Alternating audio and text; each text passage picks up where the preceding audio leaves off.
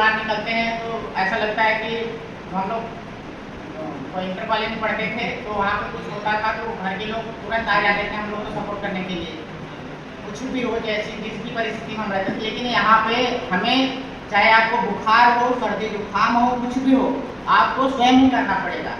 आपको अपने सबसे पहले डिसिप्लिन, मतलब सुबह उठने का, हम लोग का गाँव का दूसरा डिसिप्लिन होता था कि मम्मी लोग खाना बना के दे देती थी, बस हम लोग उठते थे, नहाते थे, ब्रश करते थे, अपना स्कूल चले जाते थे, फिर शाम को आते थे, फिर खाना खाते थे, फिर सो जाते थे। लेकिन यहाँ पे इतना आप वहाँ करते थे घर पे, प्लस वो तो ले लीजिए, लेकिन जो मम्मी का क्रिया थी, दैनिक क्रिया हम लोगों के साथ, वो हमें स्वयं करना होगा।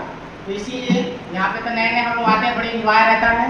और जैसे ही 2-3 महीना अभी तक में एग्जाम आ जाता है, नवंबर में एग्जाम होगा, 9 नवंबर से 24 दिसंबर के बीच में बीटीसी ने वो शेड्यूल दे दिया है, टाइम टेबल देने दिया, उन्होंने बता दिया कि इसके बीच में हम परीक्षा लेंगे। तो आप अपने समय को बड़े निश्चित टाइम पे रखिए कि कितने समय में क्या करना है, कितने समय में कॉलेज जाना है। कॉलेज रेगुलर आइए, चाहे एक ही बच्चा क्यों ना हो। हमारे दिमाग में आता है कि हमारा दोस्त तो जा ही नहीं रहा है, एक ही बच्चा है, क्या गुरु जी पढ़ाएंगे, लेकिन नहीं, यहाँ आपको स्वयं ही करना पड़ेगा। आपको अपने सबसे पहले डिसिप्लिन, मतलब सुबह उठने का, हम लोग का गाँव का दूसरा डिसिप्लिन होता था कि मम्मी लोग खाना बना के दे देती थी, बस हम लोग उठते थे, नहाते थे, ब्रश करते थे, अपना स्कूल चले जाते थे, फिर शाम को आते थे, फिर खाना खाते थे, फिर सो जाते थे। लेकिन यहाँ पे इतना आप वहाँ करते थे घर पे, प्लस वो तो ले लीजिए, लेकिन जो मम्मी का क्रिया थी, दैनिक क्रिया हम लोगों के साथ, वो हमें स्वयं करना होगा। तो इसीलिए यहाँ पे तो नए नए हम लोग आते हैं, बड़े इंजॉय रहता है। और जैसे ही 2-3 महीना अभी तक में एग्जाम आ जाता है, नवंबर में एग्जाम होगा, 9 नवंबर से 24 दिसंबर के बीच में बीटीसी ने वो शेड्यूल दे दिया है, टाइम टेबल देने दिया, उन्होंने बता दिया कि इसके बीच में हम परीक्षा लेंगे। तो आप अपने समय को बड़े निश्चित टाइम पे रखिए कि कितने समय में क्या करना है, कितने समय में कॉलेज जाना है। कॉलेज रेगुलर आइए, चाहे एक ही बच्चा क्यों ना हो। हमारे दिमाग में आता है कि हमारा दोस्त तो जा ही नहीं रहा है, एक ही बच्चा है, क्या गुरु जी पढ़ाएंगे, लेकिन नहीं, यहाँ क्यों पढ़िए। हम आपको चैलेंज करें, ईयर बैग की औकात नहीं है कि किसी ने ईयर बैग लगा दे। आप सही टॉपिक लिखिए, जो सर पढ़ा रहे हैं उसको अच्छे से पढ़िए, उसको रिवाइज करिए। ज़्यादा समय जो इंस्टाग्राम, फेसबुक, ट्विटर जो भी है उस पर मत दीजिए। हम यहाँ तक पॉलिटेक्निक करने तक आ गए, अभी आज तक इंस्टाग्राम को कभी इंस्टॉल नहीं किए हैं, वो हमारा अनुभव कहता है, हम इंस्टा के बारे में नहीं बता सकते।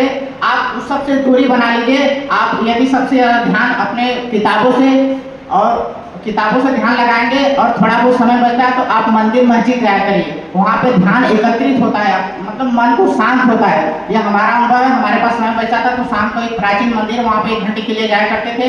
आज 1 साल हो गए, 1 साल शाम को 7 बजे आरती होती है, उस आरती में 10 मिनट खड़े हो जाओ, आपको सारी ऊर्जा मिल जाएगी, सारी गतिविधियाँ पता चल जाएगी।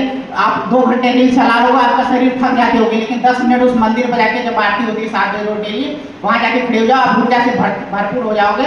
जो हम लोग घर के थे 10 बजे सोते थे, यहाँ पे 2 बजे सोते हैं, 5 बजे उठ जाते हैं। तो सबसे बड़ा घर से निकलने का यही कारण है। आप घर से बाहर निकलोगे ना, आपको हर चीज पता लगेगा कि क्या है, कैसे पढ़ना है। लेकिन हाँ, आपको रोज डेली कॉलेज में कंटिन्यू रहना ही पड़ेगा, तब जाको। सर लोग तो रोज रोज बताते नहीं है कि आपको रोज रोज मोटिवेशन देंगे, लेकिन रोज रोज आओगे तो किसी दिन एक ऐसा पॉइंट मिल जाएगा, वह पॉइंट आपको बहुत मजबूत बना देगा। ऐसा जरूरी नहीं है कि एक ही दिन में सर लोग आपको मोटिवेट करके आपको अनंत ऊंचाई तक पहुंचा सकते हैं, लेकिन नहीं, आपको रोज डेली आओगे, किसी दिन आपको वह चीज सटीक मिलेगी जिस चीज से आपको हमेशा मोटिवेट रहना होगा। तो इसीलिए हम तो कॉलेज में ही वहाँ स्कूल में, गांव में पढ़ते तो वहाँ भी कंटिन्यू थे, यहाँ भी कंटिन्यू है, आगे भी कंटिन्यू रहेंगे। कंटिन्यू का यही मतलब होता है, यही उद्देश्य होता है, आपको थोड़ा थोड़ा एक गुण से, जैसे घड़ा बनता है ना, एक गुण से हर टीचर का जब गुण मिलेगा, हर ज्ञान मिलेगा, शिक्षा मिलेगा, तो आप एक दिन ऐसा जंप करेंगे, एकदम ऊंचाई पर जाकर टिकेंगे। इसीलिए रोज कंटिन्यू बनाइए और माता पिता गुरु का सम्मान करिए। आपको कोई ऐसी ताकत नहीं है, कोई ऐसी शक्ति नहीं है जो आपको रोक देगा। इसी के साथ हम अपने बाड़ी को विराम करते हैं। जय हिंद, जय भारत।